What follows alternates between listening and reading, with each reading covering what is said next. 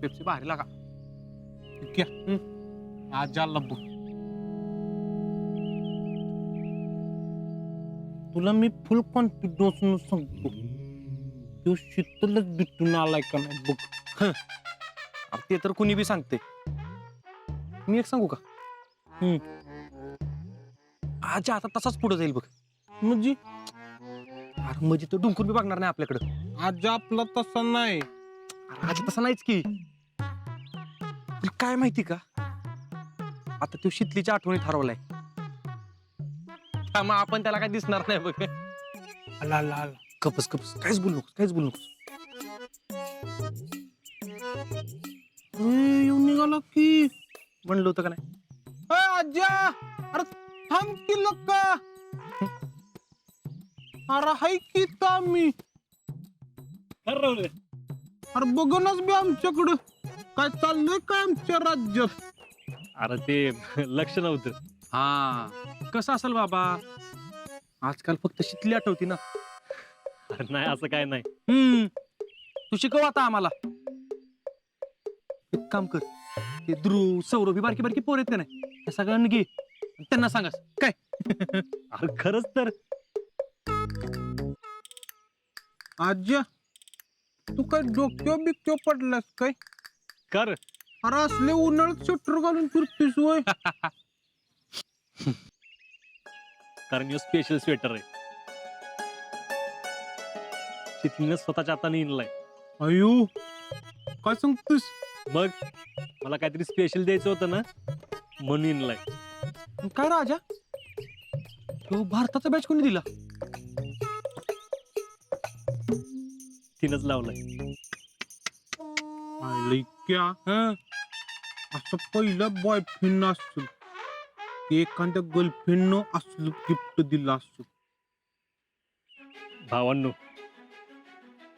आपलं प्रेम आपलं ध्येय मिळवण्यासाठी जेव्हा ताकद बनून आपल्या सोबत उभं राहतं ना, तेव्हा आपल्याला कोणच रोखू शकत नाही. कळलं का? वाह काय बोललाय भाऊ आपला. चला.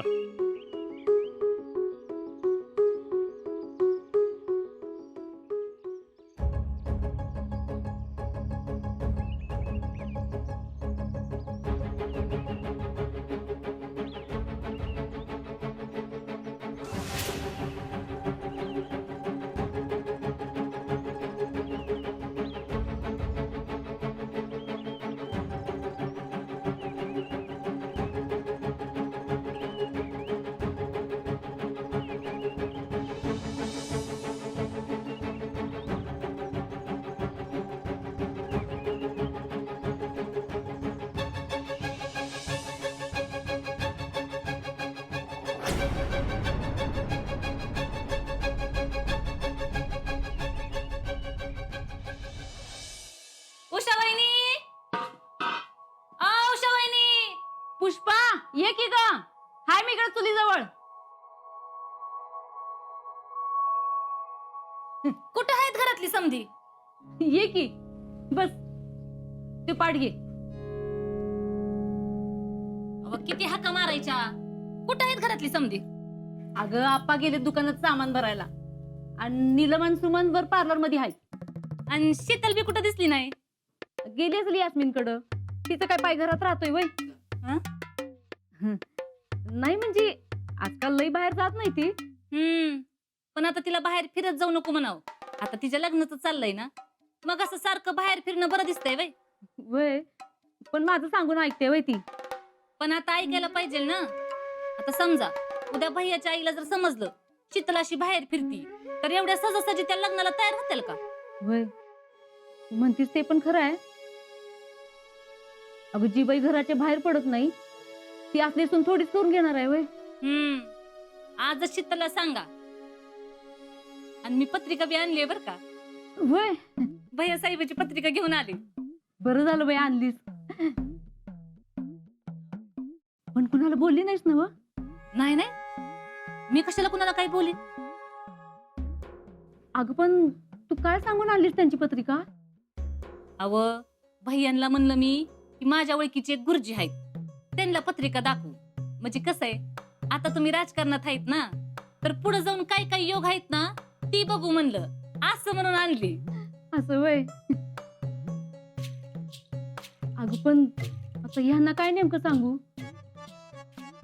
आता नानांना काय म्हणा, पुष्पानं पत्रिका आणली, ती पत्रिका आपण जुळती का नाही ती बघू.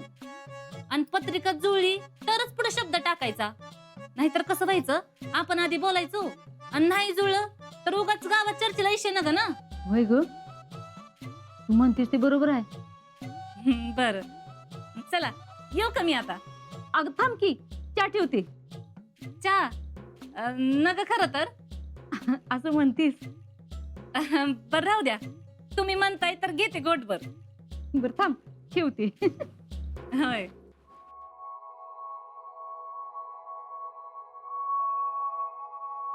वहिनी, हा, कुठे ठेवू पत्रिका? अगं थांब थांब, इकडे तिकडे ठेवू नको कुठं. कुणाची पत्रिका आहे?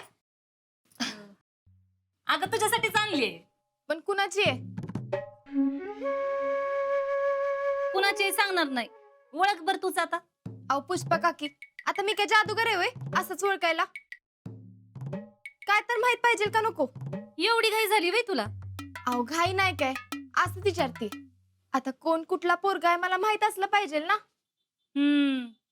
मग ऐक, पोरगा आपल्या गावातलाच आहे, एकुलता एक आहे. गावातला? होय. अगं आयुष्यात त्याला लई मोठं काहीतरी करून दावायचंय. तुला सांगते, कुणाच्या आद्यात मध्यात नसतो, समद्याला मदत करतो. म्हणजे कसं आहे, प्रत्येकाच्या मदतीला धावून जातो ग, असा पोरगा आहे. आणि तुला सांगते, पोरगा कोण आहे ही जर कळलं ना तर तू नाही म्हणणारच नाहीस. पुष्पा काकी एवढ्या का खुश होऊन सांगतात? आजाची तर पत्रिका घेऊन नाही ना आल्या. शितले, अगं कसला विचार करते? पोरगा कोण आहे त्याचा विचार करत असल. होय. अहो नाही नाही, असं काय नाही. पुष्पा, अगं तू तिला एवढं सांगतेस, पण एक लक्षात ठेव, तिला जर पोरगा पसंत पडला ना तरच ती लग्न करणार आहे.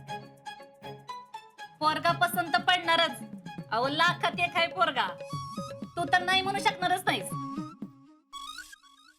आता फक्त आपण ह्यांची पत्रिका जुळती की नाही ती बघू, आणि मग पुढचं बघू. पण तवर गावात कुठं काय कुणाला बोलू नका बर का, आणि हिला बी काय सांगू नका.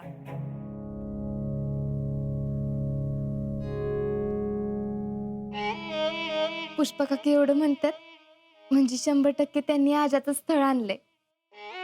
शितले, अगं ये शितले, हा? पुष्पाला जरा चहा ठेव, मी पत्रिका ठेवून येते.